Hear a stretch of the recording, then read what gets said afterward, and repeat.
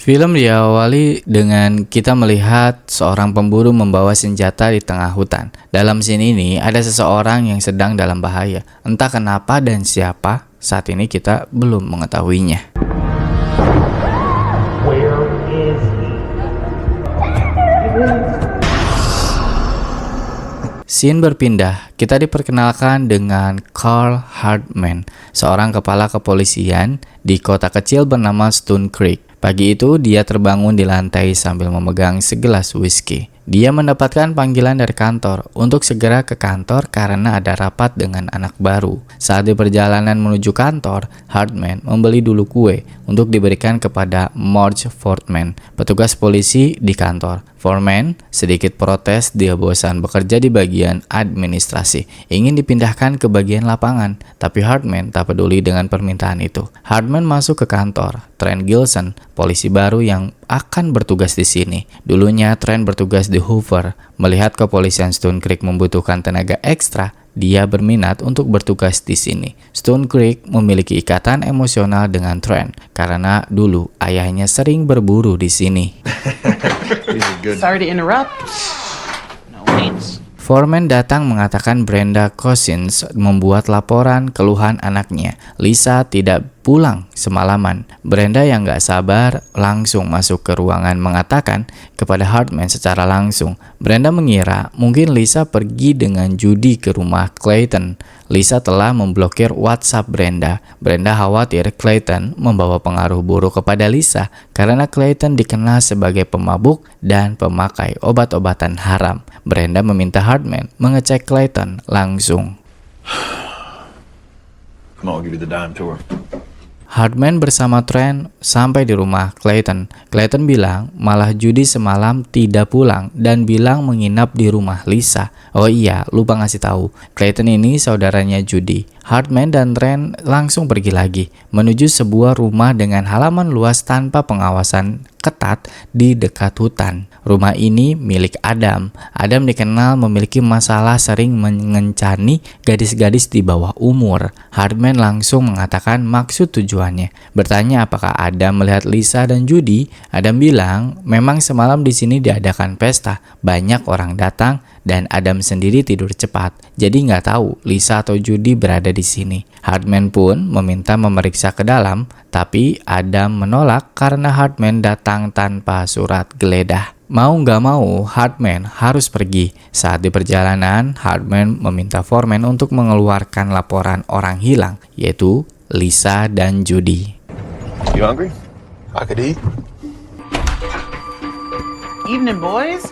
Search team is on standby. Baru sampai kantor, Hardman mendapatkan laporan dari Foreman. Ada seseorang bernama Meredith Wagner mengetahui informasi tentang Lisa dan Judy. Hardman menelpon Meredith. Meredith bilang dia tahu kabar tentang Lisa dan Judy. Hardman sendiri bingung karena dia tidak mengenal Meredith Wagner. Stone Creek, kota kecil. Setidaknya Hardman tahu informasi orang-orang di sini. Meredith sendiri bilang dia memang bukan dari Stone Creek dan tidak tinggal di Stone Creek. Meredith sendiri sering membantu polisi dalam mengungkap kasus pembunuhan. Salah satunya di daerah Highway yang Hardman sendiri tahu kasus itu. Hardman tak ingin bicara banyak di telepon dan juga sedikit tidak nyambung. Meredith bisa tahu kasus Lisa dan Judy secara tiba-tiba. Sebelum telepon berakhir, Meredith bilang Hardman punya pistol di loker mejanya yang terisi atau siap digunakan. Lalu telepon pun ditutup.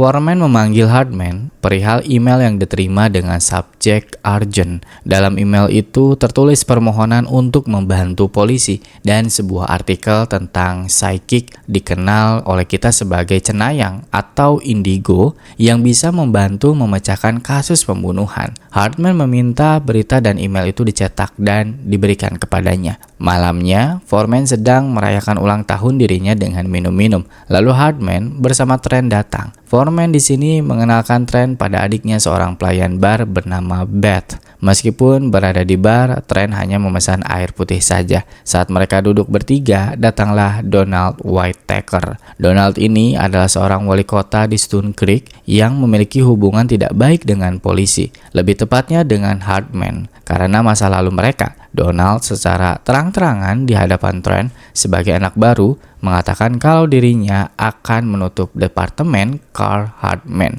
Lalu dia pergi begitu saja. Mendapatkan perlakuan tidak menyenangkan malam ini, Hartman menenangkan diri dengan merokok di luar, lalu Trent menyusul. Hartman mengatakan kalau dia lupa memberitahu soal Donald. Namun Trent tidak begitu mempermasalahkan hal ini, dan di malam itu Trent mengantarkan Hartman pulang ke rumahnya. I'll see you 7 a.m. sharp. Yeah.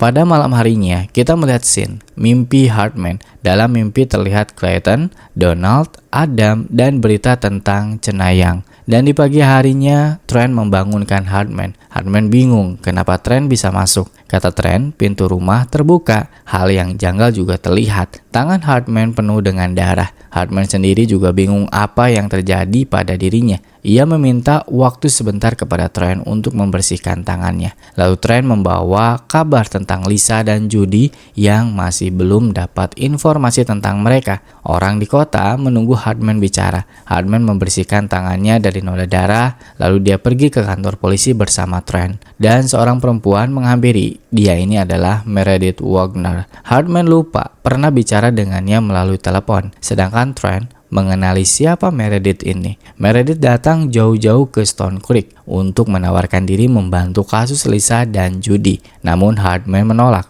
Penolakan ini memicu sebuah ancaman dari Meredith. Dia akan memberitahu Brenda soal kabar Lisa jika Hartman menolak permintaan Meredith. Trent mengajak bicara berdua dengan Hartman, membujuk Hartman untuk mengambil kesempatan ini. Ini sebuah dilema bagi Hartman, karena jika diterima, kredibilitasnya sebagai polisi akan dipertanyakan, tapi jika tidak diambil, Meredith akan menemui Brenda. Pada akhirnya, Hartman memilih untuk bekerja sama dengan Meredith. Mereka ke rumah Brenda. Brenda menyambut baik Meredith dan dia juga mengetahui tentang Meredith ini siapa. Di sini, Meredith meminta kepada Brenda untuk melihat kamarnya Lisa. Brenda pun mengantarkannya. Di ruangan ini, Meredith meminta kepada Brenda barang yang memiliki ikatan emosional dengan Lisa. Dan Brenda memberikan sebuah stick drum. Ketika Meredith memegang stick itu, dia melihat sebuah penglihatan, sebuah taman, dan wajah seorang perempuan. Namun setelah itu, Meredith histeris dan melempar stick drum. Sambil menangis, dia mengatakan kalau Lisa telah meninggal dunia. Brenda pun seketika histeris, tidak percaya dengan perkataan Meredith. Hartman langsung menenangkan Brenda dan mengeluarkan Meredith dari ruangan. We don't know. We're gonna keep looking.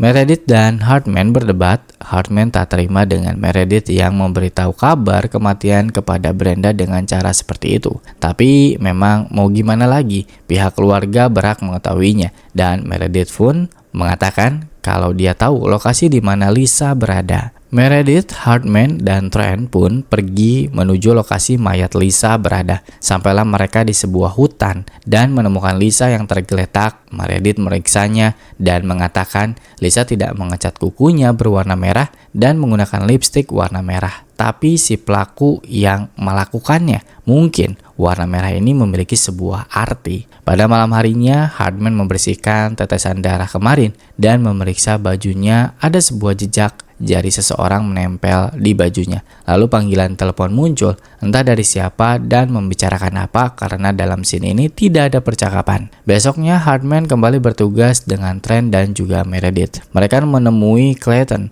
kembali. Meredith bersalaman dengan Clayton. Sentuhan ini membuat Meredith melihat sebuah kilasan seorang perempuan yang dipegang rambutnya oleh seseorang menggunakan sarung tangan merah. Clayton langsung melepaskan tangannya lalu marah-marah, mengatakan kepada Hartman, Judy telah menghancurkan hidupnya. Hartman bertanya, apakah Clayton pelaku pembunuhan Lisa? Jawaban Meredith tak tahu, dia tak bisa memastikan. Hartman pun langsung kecewa Terus ngapain bawa Meredith kalau dia tidak tahu pelakunya siapa? Meredith langsung menjelaskan kalau dia tidak bisa menebak langsung siapa pelaku pembunuhan. Yang bisa ia lakukan hanyalah merasakan emosi dari benda atau seseorang yang berkaitan dengan korban. Lalu Trent mengambil sebuah gelang yang mungkin katanya ini adalah milik Judy. Meredith memegangnya. Dia melihat sebuah kilasan lagi, sebuah sungai yang Meredith lihat. Yeah, I got it. Yeah. Singkat cerita, mereka sampai di lokasi kedua, tempat mayat Judy ditemukan. Ada kejanggalan lagi, seperti pelaku pembunuhan sengaja agar mayat ditemukan. Dan juga, mayat Judy terlihat menggunakan lipstik merah, juga cat kuku berwarna merah, yang sama persis seperti milik Lisa. Pada malam harinya, petugas medis dan detektif James mendatangi TKP Judy. Kasus ini akan menyita perhatian dari negara bagian dan juga kepanikan warga. Hardman mendatangi wartawan TV, mewawancarai Hardman. Rumor sudah beredar kalau kota Stone Creek dihantui oleh pembunuh bayaran. Juga kabar Hardman kerjasama dengan cenayang sudah beredar. Berita ini ditonton oleh Donald, sebuah kabar yang menarik untuk ia jadikan bahan mengusik Hardman. Malam yang sama, Hardman bersama Meredith ke kantor polisi. Foreman memberitahu Hardman, Donald menunggu sedang dalam panggilan. Foreman bilang Donald memiliki informasi tentang Lisa dan Judy, tapi nyatanya Donald hanya mengatakan tentang masa lalu. Ada pertikaian mereka tentang istrinya masing-masing dari mereka, yang membuat Donald benci kepada Hardman dan menganggap Hardman adalah seorang pembunuh. Percakapan ini sebenarnya sebatas membahas masa lalu saja. Panggilan telepon pun berakhir. Cream? No, thank you. Good, because we don't have any. Oh, fantastic. Setelah panggilan telepon selesai, Hardman menelpon Ken, temannya seorang dokter forensik. Judy sudah berada di rumah sakit Ken. Hardman meminta kepada Ken untuk diberi hasil laporan hasil otopsi lebih dulu. Dan setelah itu, Hardman bersama Meredith pergi lagi. Hardman mengantarkan Meredith pulang ke hotelnya. Meredith mengajak Hardman untuk masuk dulu sambil minum dan ngobrol santai. Di sini Meredith menceritakan bagaimana dia bisa mendapatkan kekuatan cenayang. Ketika ia masih kecil pernah dipukul oleh ayahnya. Dari situlah Meredith mempunyai kemampuan. Namun ketika Hardman yang bercerita dia kesini ingin membuat perubahan, tiba-tiba Hardman langsung ingin pergi. Gak sempat untuk minum dulu. Lalu Meredith pun menahan Hardman dan menyentuhnya. Meredith merasakan sebuah kilasan lagi, sebuah penglihatan seorang anak laki-laki bersama perempuan. Tidak ditunjukkan gambarnya seperti apa, yang pasti membuat Hardman tidak nyaman, memilih langsung pergi. Hardman di mobil terpikirkan tentang perkataan yang diucapkan oleh Meredith, dan kita masuk ke scene mimpinya Hardman lagi. Dia melihat beberapa perkataan Donald, tangan yang berdarah, dan Trent yang membangunkannya.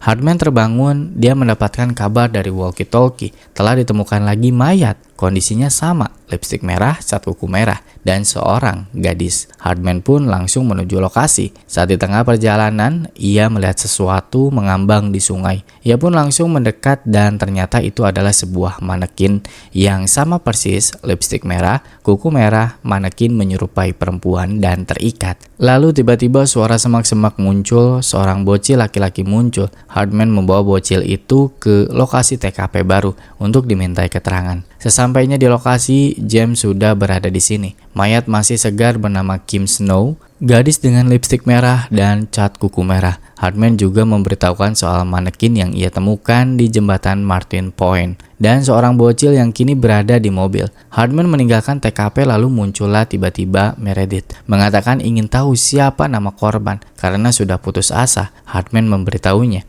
Lalu Meredith mengatakan kalau dia mendengar suara Kim yang terus mengatakan Adam, Adam, Adam. Hardman langsung ke mobil menunjukkan rekaman CCTV Martin Point kepada si bocil. Apakah dia mengenal mobil hitam yang melaju ini dan juga Adam? Bocil itu mengangguk. Malamnya Hardman langsung ke rumah Adam, membawa surat perintah penggeledahan. Kini polisi berwenang untuk menggeledah. Hardman datang bertiga, Trent dan Foreman. Ketika Foreman disuruh memeriksa tempat sauna, adiknya yang lemas habis mengkonsumsi obat haram ditemukan di sini.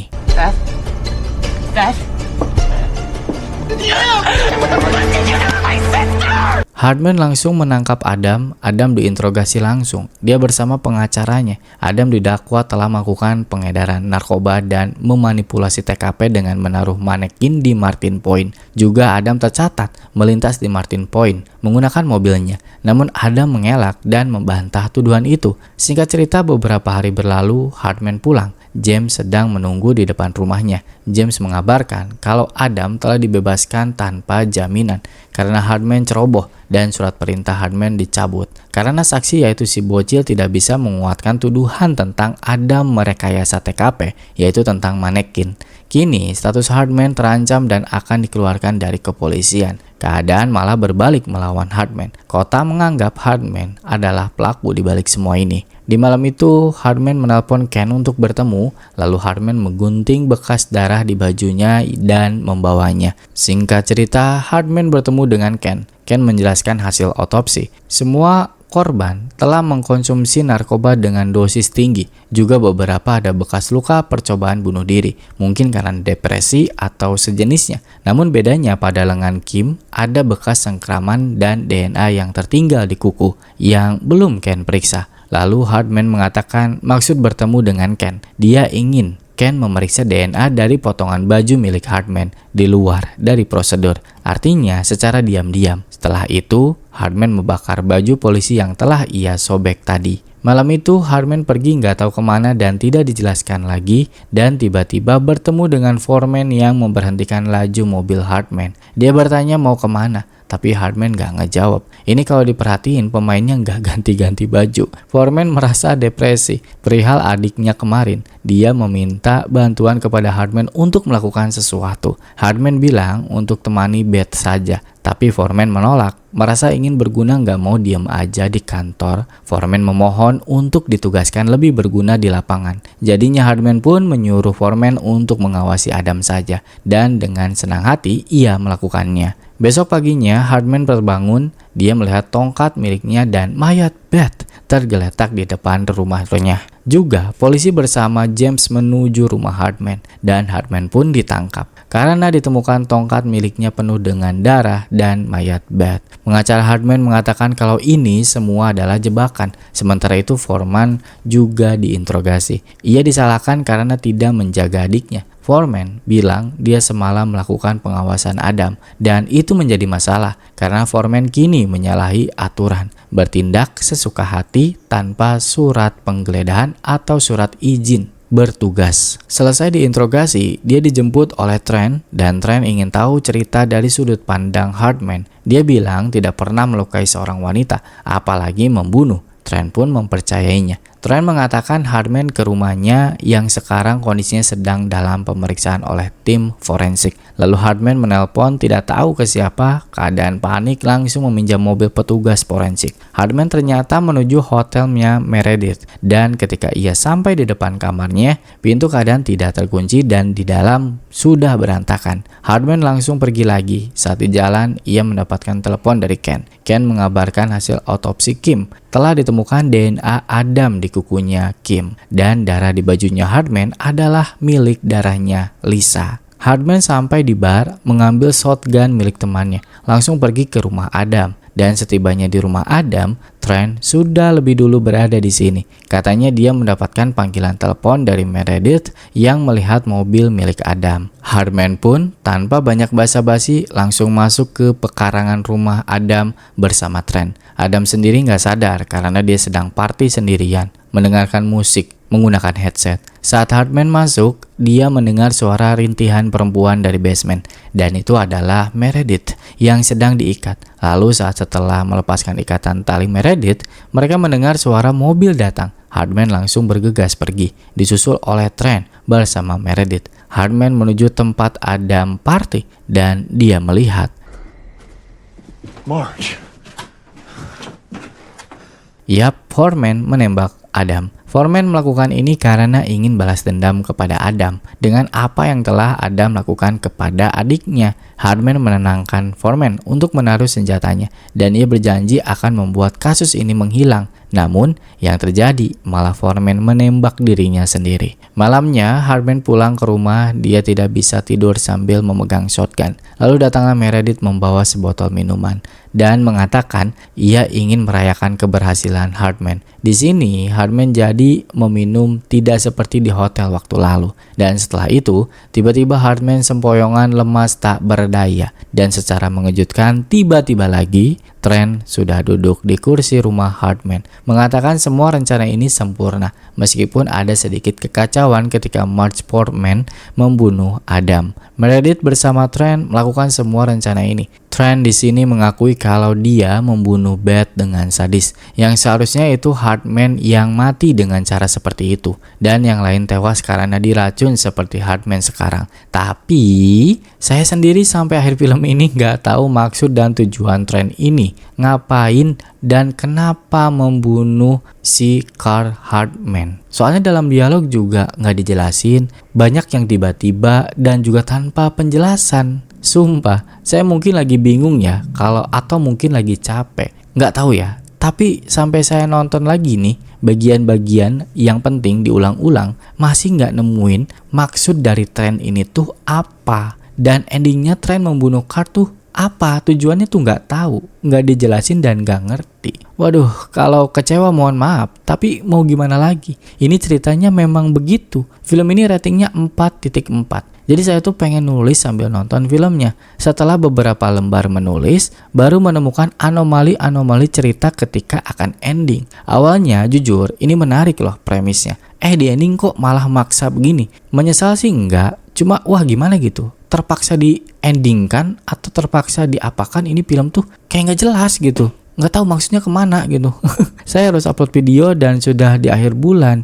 Kalau cari film lagi kayaknya keburu akhir tahun. Jadi mohon maaf penonton, saya mengupload video yang mungkin mengecewakan. Karena saya tuh sendiri, nulis sendiri, ngedit sendiri, voiceover sendiri, semua serba sendiri. Jadi saya punya target upload. Dan ketika saya mau istilahnya pengen upload, ya udah ini film ini dipilih gitu. Malah endingnya kayak gini. Aduh, saya jadi nggak enak. Tapi ini udah di ending gitu loh. Filmnya tuh cuman gitu aja. Si Trent ngebunuh Hardman dan selesai. Udah gitu aja gitu. Aduh, mohon maaf teman-teman ya. Tapi mau gimana lagi? Kalau kalian mungkin masih suka dengan film-film plot twist, saya baru upload kok kemarin tentang plot twist juga. Ada film detektif yang baru banget, itu tahun 2025 bagus dan plot twist. Pokoknya kalian cek aja yang lain kalau misalnya belum nonton. Tapi untuk video ini benar-benar saya ngucapin lagi mohon maaf kalau mengecewakan karena film ini ratingnya 4.4. Kalaupun kalian punya opini sendiri atau apa gitu atau pernah nonton film ini, kalian bisalah komen dan bantu jelasin gitu. Karena saya sendiri nggak nemu gitu inti dari permasalahan yang ada gitu. Waduh. Oke lah kalau gitu gua anggap pamit. Selamat berlibur teman-teman. Next video gue janji tidak akan mengecewakan. Terima kasih.